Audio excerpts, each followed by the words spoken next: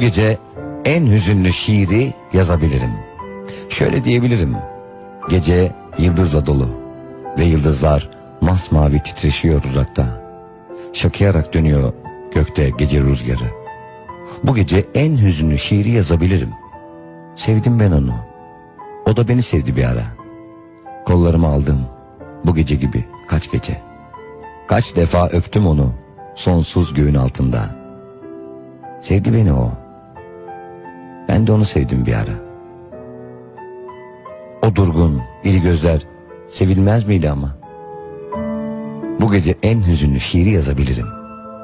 Yokluğunu düşünüp gitmesine yanmakla, duyup geceyi, onsuz daha engin geceyi, ota düşen çiğ gibi düşmekle şiir cana. Ne gelir elden? Sevgim onu tutmadıysa, gece yıldız içinde o yoldaş değil bana. Hepsi bu. Uzaklarda şarkı söylüyor biri. Yüreğim dayanmıyor gitmesine kolayca. Gözlerim arar onu, yakınlaşmak ister gibi. Yüreğim arar onu, o yoldaş değil bana. Artık sevmiyorum ya, nasıl sevmiştim? Sesim arar rüzgara ulaşmak için ona. Ellere yar olur, öpmemden önceki gibi. O ses, ışıl ışıl ten, sonsuz bakışlarda. Artık sevmiyorum ya, severim belki yine.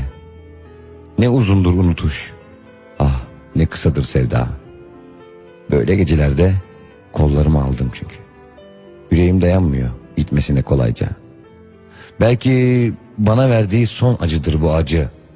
Belki bu son şiirdir yazdığım ona.